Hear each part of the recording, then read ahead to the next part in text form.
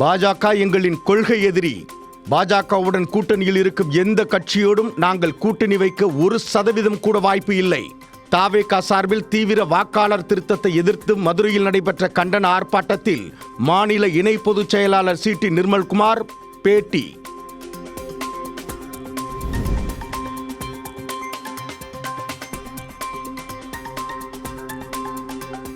தேமுதிகவில் இருப்பவர்கள் கட்டாயமாக சட்டமன்ற உறுப்பினர்களாக, அமைச்சர்களாக, அமைச்சரவையிலும் இடம்பெறுவார்கள். தேமுதிக அங்கம் வகிக்கும் கூட்டணிதான் 2026 தேர்தலில் மகத்தான வெற்றி பெறும் என்று மதுரையில் நடைபெற்ற தேமுதிக பூத் முகவர்கள் ஆலோசனை கூட்டத்தில் பிரேமலதா விஜயகாந்த் பேச்சு.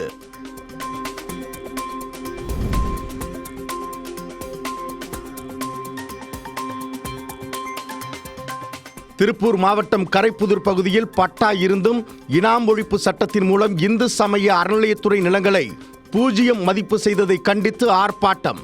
புதிய சட்டம் இயற்றி உரிமையை மீட்டு தராவிடில் எங்கள் வாக்கு உங்களுக்கு இல்லை என 1000க்கும் மேற்பட்டோர் கோஷம்.